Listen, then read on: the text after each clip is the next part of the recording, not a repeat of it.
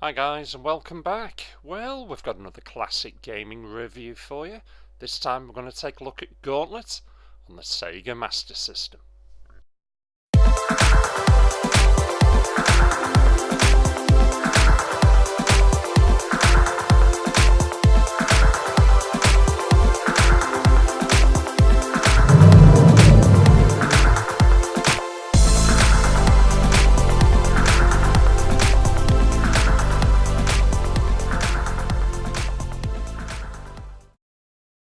Gauntlet, the game was developed by Atari Games, was published certainly in Europe by US Gold, and its designer was Ed Logg.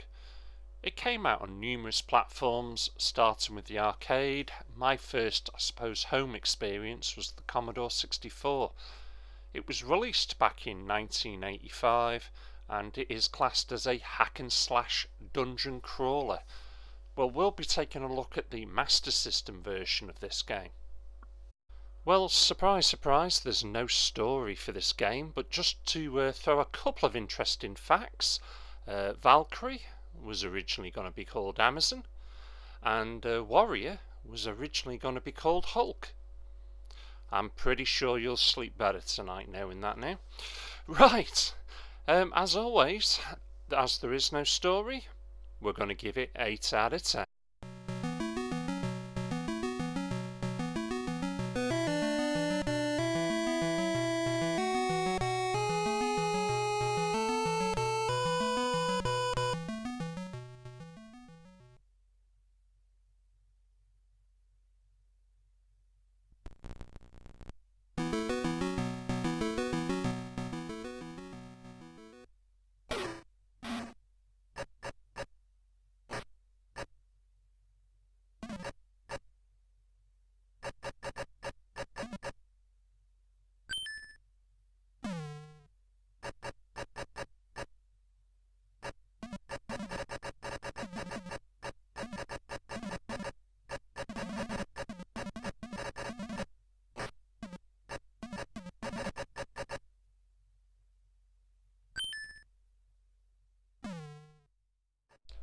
Audio.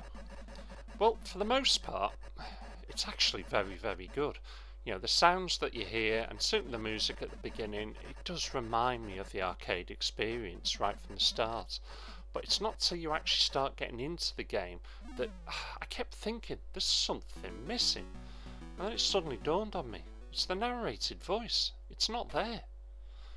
You know, I used to remember hearing Elf Life Force is running low, or Valkyrie is about to die, or collect this for 200 points. Doesn't have it. It's not obviously able to have that in this version. But on the whole, what you get is brilliant.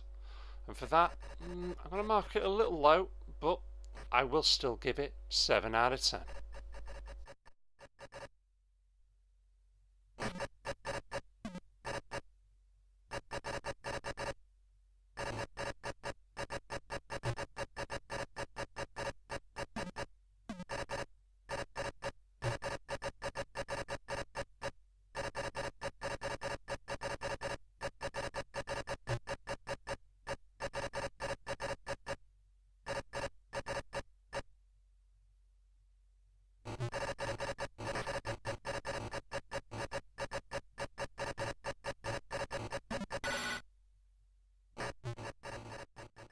Controls. Well, just as it was on the arcade machine, it's very, very simple. Up, down, left, right and fire, and that's it. It's no more complicated than that to actually move your character around the screen and obviously shoot everything that's on there. I could imagine that when the game was initially designed by Ed Logg, you know, he's bearing in mind it's for his kid, it's for his child to be able to play at the end of the day. So he wants a simple control system, and that's exactly what you've got. Brilliant game, brilliant controls. I'm going to give it 8 out of 10.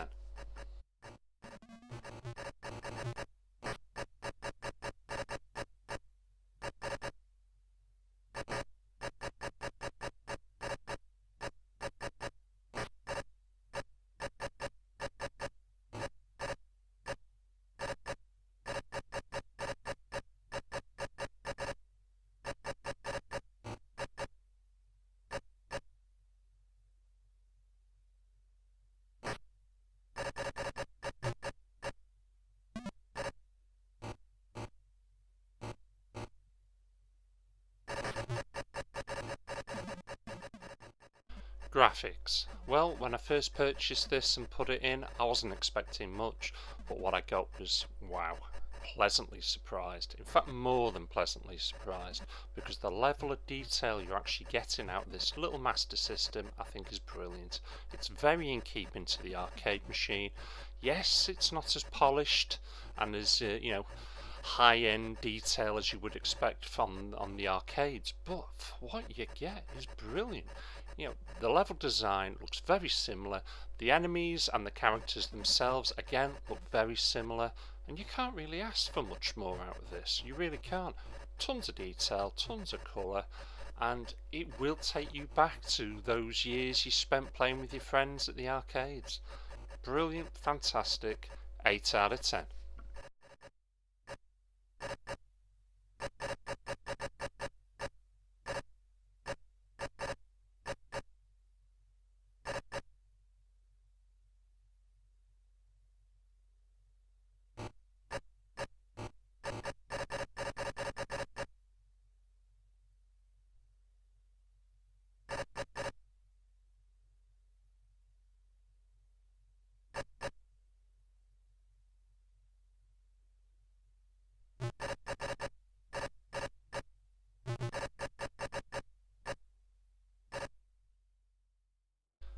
Gameplay.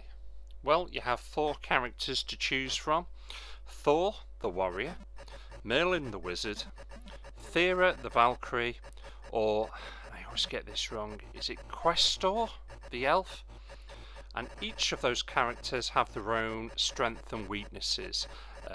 For example, the warrior is the strongest, or Valkyrie has the best armor, and elf is certainly the fastest. I always remember trying to select him at the beginning.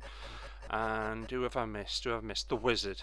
He has the most powerful magic. Well, seeing he's the only one that does magic, that's not too difficult, is it? The enemies you will actually come across are basically an assortment of fantasy-based monsters.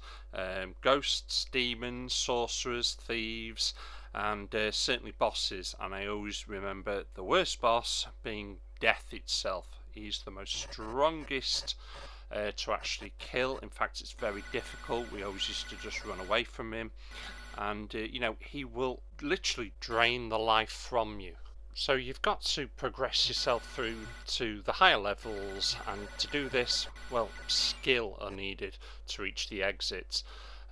Basically, it all depends on the cooperative play and the other players. When you need the food, the other players have got to let you take it. You've got to work together to reach that goal and to continue searching the higher level dungeons.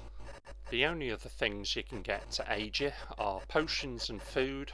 That will actually bring your life force back up a bit. Keys will help you unlock other doors, and if you can get rid of them, they're respawning points. I used to call them houses. Basically, get rid of them, it'll stop the enemy from being able to create more of itself. Just how many levels there is for this game, I ain't got a clue. I once stopped at level 131. I'm of the opinion that the levels keep recycling, so just how true that actually is, I don't know. If anybody knows, then please drop me a comment. So, gameplay. Well, the fact that it's a game that doesn't seem to end, and the fact that certainly on the consoles you can only use 2 out of the 4, I'm going to be a little harsh, and I'm only going to give it 7 out of 10.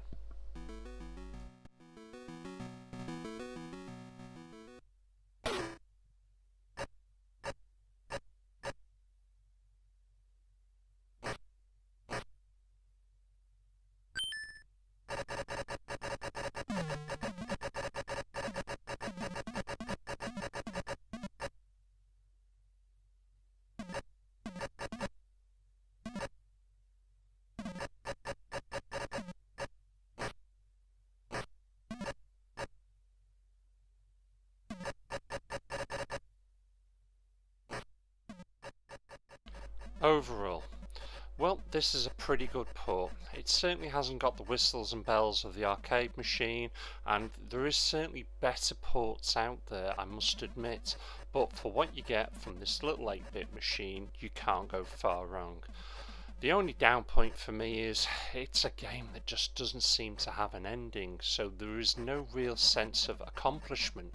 Yes, it's great that you can amass an absolute humongous score, but you can't finish it. There's no ending. That and the fact that you can't play as 4-player, you can only play as 2. It's a little bit of a letdown, but you know what? It's no real deal breaker, to be quite honest with you. And it does get 7.6 out of 10. So it does come recommended, and if you can find a copy of this, check it out.